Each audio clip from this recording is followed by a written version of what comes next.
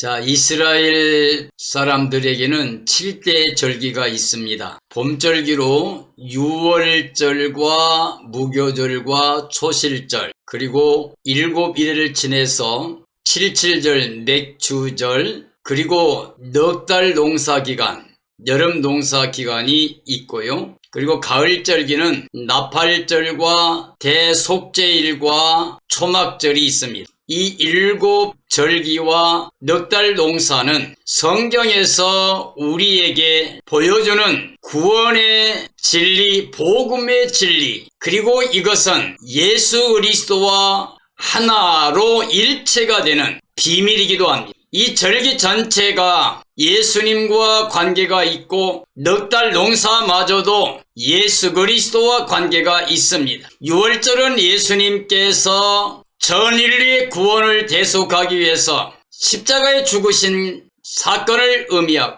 무교절은 예수님이 죽으시고 안식일에 무덤에 들어가신 예수님의 장사를 의미하고, 그리고 초실절은 예수님의 부활을 의미합니다. 그리고 77절 맥주절은 신약의 오순절로 오순절 성령 강림, 즉 복음의 시작, 교회의 시작, 이방 구원의 시작인 교회 시대를 의미합니다. 그리고 가을절기로서 나팔절은 예수님 재림과, 그리고 대속죄일은 영원한 구원의 백성들의 속죄를 의미하고, 그리고 초막절은 예수님 재림하고 구원의 백성들과 함께 예루살렘 성에서 예수님이 왕 노릇하시는 천년 왕국을 의미하고 있습니다. 그러므로 우리는 이 이스라엘의 7대 절기를 통해서 예수님과 우리가 연합해서 참된 믿음을 가지고 오직 예수님밖에 없다고 하는, 예수님 안에서 구원의 기쁨을 가지고 하나님께 감사와 찬양과 영광을 돌리며 이 땅에서 예수 그리스도를 자랑하고 증언하는 복음적인 삶이 되어야만 됩니다. 저는 오늘 이스라엘 절기를 통해서 예수 그리스도의 복음을 증언하며, 오늘은 77절, 즉 복음의 시작, 교회의 시작, 교회 시대의 진리를 증언하려고 합니다. 오늘 우리는 교회 시대에 살고 있습니다. 그리고 이 교회 시대가 마지막을 향해 가고 있습니다. 이제는 여름 농사가 다 끝나갑니다. 이제 추수 때가 되어 곡식이 무르익은 추수 때가 되어서 예수님이 재림하심으로 완성될 나팔절을 기다리고 있습니다. 그리고 우리가 영원히 성령 받아서 거룩한 구원의 생명체로 예루살렘에서 예수님과 함께 영생복락 누리 임마누엘 복을 소망하고 있습니다. 그래서 6월절은 예수님 죽으신 1월 14일이고요. 무교절은 예수님 장사된 거 1월 15일, 초실절은 예수님 부활 1월 16일, 그리고 7주를 지나서 7주는 49를 지나 50일째 되는 날, 즉 77절 또는 맥주절이라고도 하고 신약의 오순절 성령 강림 절기입니다. 그리고 여름 농사 넉 달 농사는 이방인의 구원의 시대, 즉 교회 시대를 말합니다. 그리고 이제 나팔절은 가을로서 예수님 재림을 의미하고 7월 1일입니다. 대속죄일은 성도들이 영원히 속량되는 신부단장하는 것을 의미하는 대속죄일인데, 이것은 7월 10일입니다. 그리고 장막절, 즉 초막절은 예수님 재림하시고 구원받은 사람들이 예수님과 함께 예루살렘 성에서 영생복락 누리는 천년왕국 주님의 나라를 보여주는데, 이건 7월 15일입니다. 우리 절기를 통해서 예수님과 그리고 우리와 연합돼서 우리 복음 안에, 진리 안에, 확정된 믿음 안에서 예수 그리스도만을 간절히 사모하고 소망하며 사는 그런 삶이 되어야 됩니다. 77절의 비밀은 구약은 맥주절, 그리고 신약에 와서는 오순절 성령 강림, 그리고 성령 강림과 함께 교회가 시작되는, 즉 복음이 시작되는 신약 시대를 의미하고 있습니다. 오늘 우리는 이 교회 시대, 넉 달 농사, 여름 농사 기간 이제 마지막 때를 살고 있습니다. 이제 곧 추수 때가 옵니다. 예수님 재림하시고 구원받을 사람들이 생명의 부활로 혹은 변화체로 그 영광에 참여하게 됩니다. 그 나머지 자들은 이제 천륜한 거 끝난 다음에 심판의 볼로 나와 책들이 기록된 대로 심판을 받고 영원한 불못에 들어가는데 이게 둘째 사망입니다. 우리 성도는 절대로 심판의 대상이 되지 않고 그리고 유황불못에 들어가는 것이 아니라 생명의 부활로 나와서 혹은 변화체로 주님의 영광에 참여하는 삶이 되기 위해서 우리는 예수 그리스도를 마음의 주로 모시고 예수님과 함께 살아야 됩니다. 예수님만이 교회의 머리가 되시고 그 피를 통해서 우리를 거룩하게 구원의 영광에 이르게 하십니다. 오순절 예수님 증인들이 왕 노릇한다는 제목으로 오늘 말씀을 증언하려고 합니다. 오순절은 성령 강림이라고 그랬죠. 그와 함께 예수 그리스도의 십자가와 부활의 진리 이 복음이 증언됩니다. 그리고 어느 시대나 이 복음의 증인들은 바로 순교자를 말하여 순교를 당하는 사람도 있지만 순교자의 마음으로 살든지 죽든지 오직 내 몸에 그리스도가 존귀하게 되기를 원하면서 정말 복음을 전거를 해서 자기 생명을 조금도 아끼지 않는 바울 사도와 같은 사역자들입니다. 두 증인과 같이 14만 인침받은 두 증인처럼 영원한 복음을 전하고 순교하고 또 부활하여 올라가서 예수님과 함께 시온산에 서 있는 그런 증인들이나 또는 짐승 경배하지 않고 우상 절하지 않고 회받지 않고 생명 바쳐 오직 예수님만을 따르던 믿음의 승리자들이 예수님과 함께 왕 노릇할 것이라고 요한계시록 20장에 우리에게 말씀하고 계십니다. 그래서 오늘 저는 이 오순절 예수님을 기억하면서 그 오순절 예수님과 함께 복음시대의 복음의 증인들로 살다가 주님 오실 때 반드시 주님의 영광에 참여하되 왕 노릇할 수 있는 삶이 되기를 예수님의 이름으로 축원합니다. 초실절 후 50일째입니다. 77은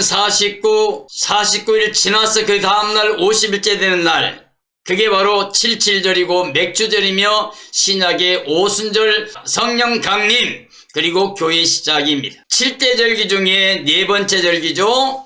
하나님 백성을 모으는 절기라고 할 수 있습니다. 구약의 77절은 첫 곡식 거둔 것을 의미합니다. 그러나 신약은 성령 강림과 함께 교회가 시작되는 것을 의미합니다. 복음 증거 시작이죠. 자, 오순절 50일을 계수하는 절기라고 해서 오순절입니다. 77절은 초실절을 지킨 후 7주를 계수하고 그 다음날 즉 50일째 되는 날에 첫 열매 수확을 거두는 절기입니다. 구약의 모세가 시내산에서 십계명 받은 날입니다. 무교절 후에 11일간을 백성을 회개시킨 다음 40일 금식 후에 계명을 받았습니다. 자, 초실절은 예수님 부활을 의미하는 거고요. 초실절 후에 50일째 되는 날 3, 4월경이에요. 자, 77절은 성령 강림과 교회 시작의 절기입니다.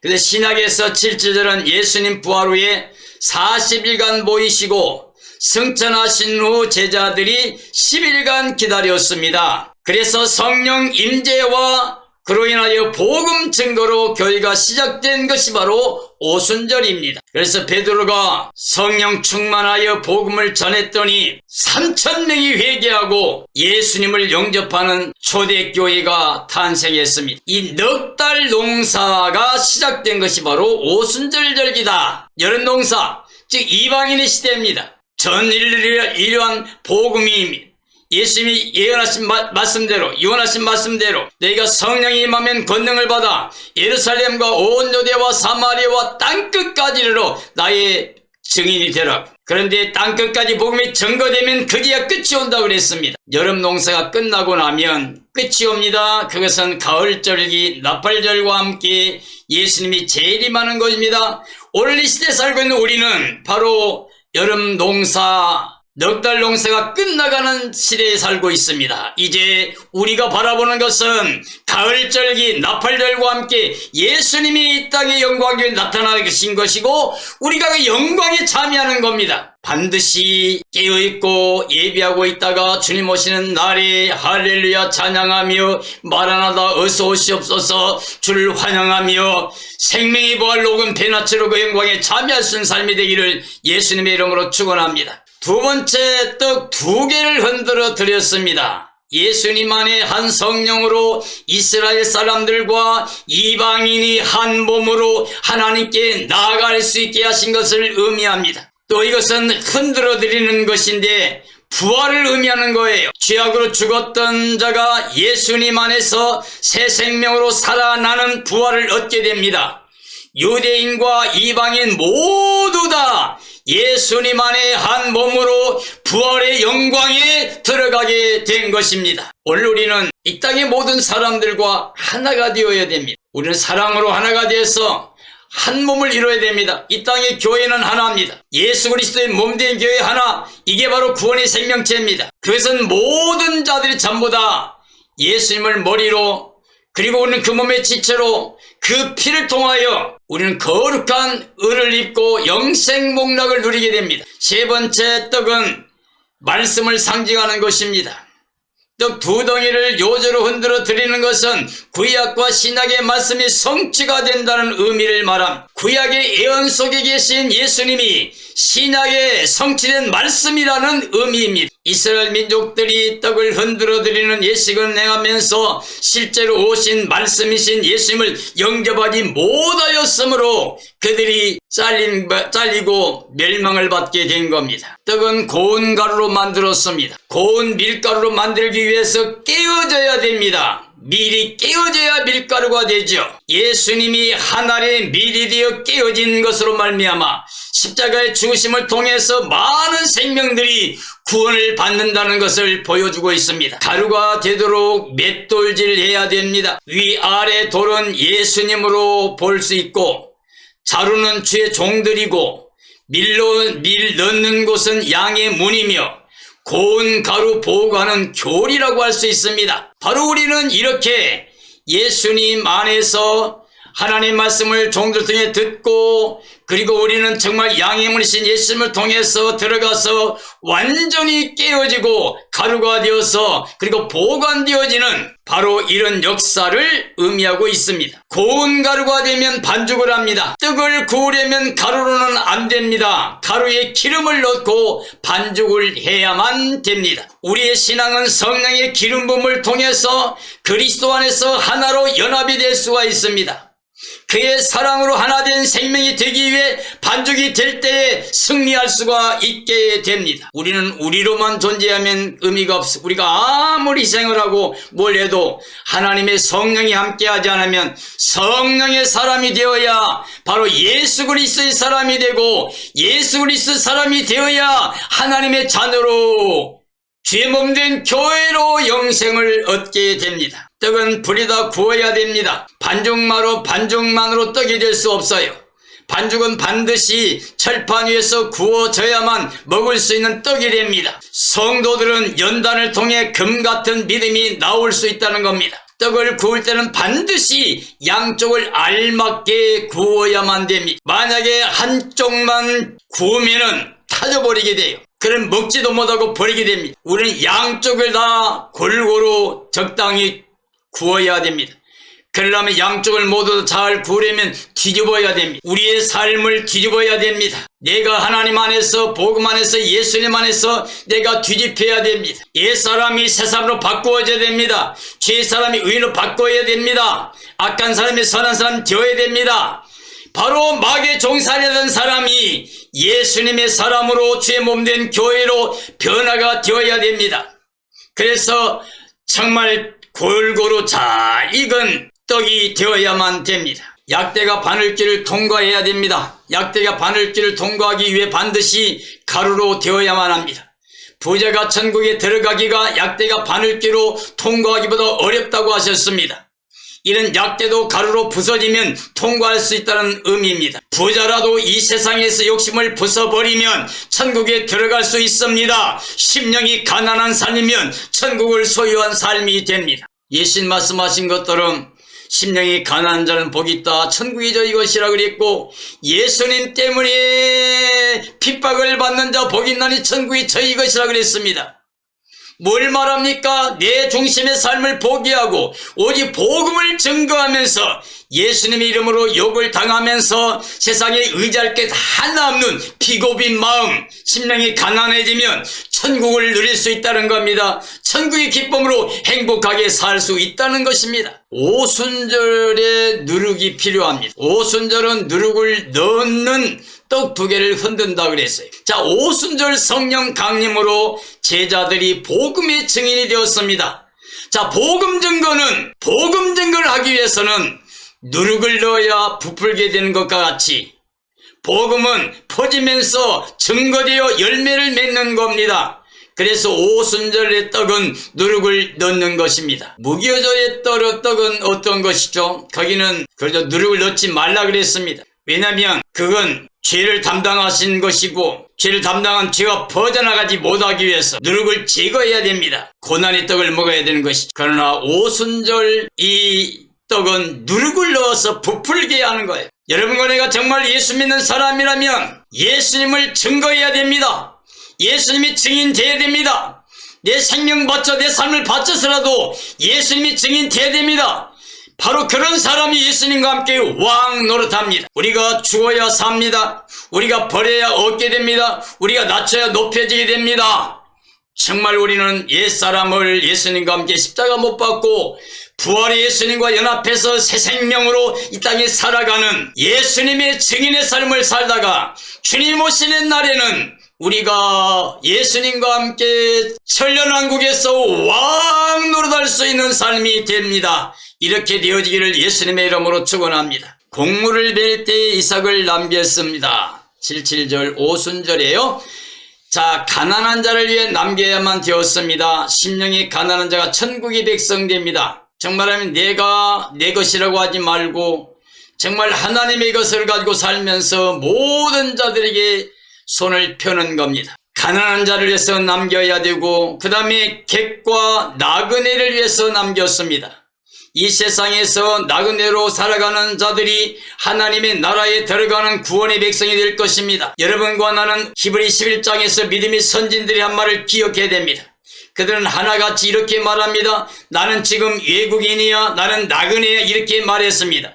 이렇게 말한 사람은 본향 찾는 마음을 나타낸 것이고, 이 본향이란 땅의 본향이 아니고 하늘에 있는 본향이라 했습니다. 그리고 이렇게 하늘의 본향을 찾는 사람들에게 하나님께서는 그들을 기뻐하시고 그들의 한성을 예비했다고 그랬습니다. 그게 바로 새 예루살렘 성입니다. 오늘 우리는 정말로 이 땅에서 나그네와 외국인의 삶을 살면서 나그네와 외국인같이 예수님 안에서 모든 걸 버리고 사는 사람들과 사랑으로 하나가 되어 서로 돌보고 위에 기도하고 협력한 삶이 되어야 되겠습니다. 예수님 때문에 스스로 심령이 가난해졌어요. 모든 게 하나님의 것이라고 우리가 인정하는 신앙 고백을 드리고, 우리 삶의 마음, 육신의 정욕, 안목의 정욕, 이생을 자랑을 다 버려버림으로 말미암아 텅 빈 마음에 예수님만 법에 삼아 사는 행복한 영혼, 가정, 복된 삶이 되기를 예수님의 이름으로 축원합니다. 십계명 받은 날이 성령 강림절입니다. 그래서 우리는 모세가 십계명 받은 날과 신약에 예수님께서 기다리라고 했던 오순절 다락방에서 성령이 마신 사건과 비교해 보겠습니다. 구약의 시내산이었습니다. 신약의 오순절 다락방입니다. 구약의 시내산에서 십계명을 받았습니다. 신약의 오순절 다락방에서 성령 충만 임했습니다. 구약은 율법을 받았습니다. 신약은 복음입니다. 구약은 십계명 받은 그날에 3,000명이 죽었습니다. 그러나 신약에는 성령 받은 사건을 통해서 복음 증거되며 3,000명이 구원받게 됐습니다. 구약의 사역자는 모세였습니다. 율법을 증언하는. 그러나 신약의 복음은 바로 예수님이십니다. 히브리서 말씀 보면 모세는 종으로서 충성을 했다 그랬어요. 근데 예수님은 집 맡은 아들로 충성했다고 되어 있습니다. 오늘 우리는 이 오순절에 성령 강림과 함께 복음의 시작, 교회 시작되었는데 그 중심은 항상 예수님인 걸 기억해야 됩니다.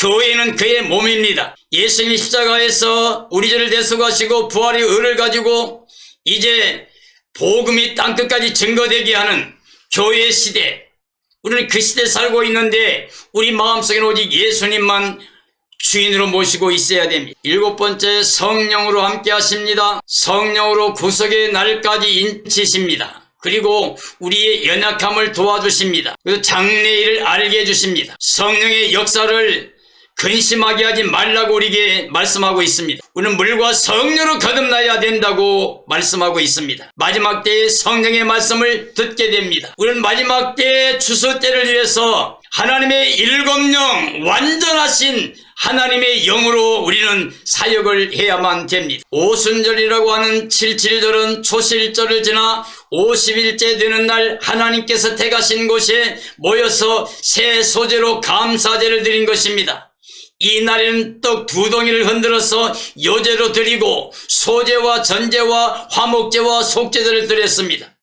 성령 강림으로 교회가 시작된 절기이기 때문입니다. 예수 그리스도 안에 있는 자들은 유대인이나 이방인 성도들 모두 한 성령 안에서 새 사람으로 지음받아 구원의 반열에 동참하게 된 성도들이 됩니다. 또 구약과 신약의 언약이 성취된 실제가 나타난 날이기도 합니다. 77절은 봄절기 마지막으로 복음의 열매를 맺는 교회 역사의 시작으로 이방인들 구원의 때를 말하고 있는 것입니다. 예수님께서 땅끝까지 복음이 다 증거되신 다음에 오신다고 약속해 주셨습니다. 그리고 지금은 그 약속하신 때가 우리 앞에 도래하고 있습니다.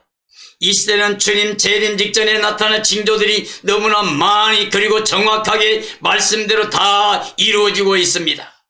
우리 함께 주 예수님의 재림 때 반드시 그 영광에 참여를 해야만 됩니다. 오순절 성령 강림은 복음의 시작, 교회의 시작입니다. 이게 바로 넉 달 농사기간, 여름 농사기간입니다. 이건 이방인의 충만한 수가 들어올 때까지 교회 역사를 의미합니다. 오순절 성령 강림과 함께 교회가 시작되었습니다. 그리고 복음이 땅끝까지 증거되면 예수님이 오십니다. 그래서 오순절 성령 강림과 함께 정말 하나님의 종들이 성령 충만하게 예수님 십자가 부활의 증언을 했습니다. 그래서 그 복음이 땅끝까지 증거되면 예수님 오신다고 그랬습니다. 정말 복음의 증인들은 순교를 각오하고 생명을 내놓고 복음을 증언했고 예수님의 제자들과 바울 사도와 믿음의 선진들이 수많은 사람이 순교하며 복음을 증언했습니다. 마지막 때도 하나님께서 14만 4천 두 증인들을 통해서 영원한 복음을 전하고 그리고 순교하게 하고 부활시켜 시온산에 서게 하십니다. 오순절 복음, 즉 예수 그리스도의 복음, 이 복음을 위해서, 즉 예수님을 위해서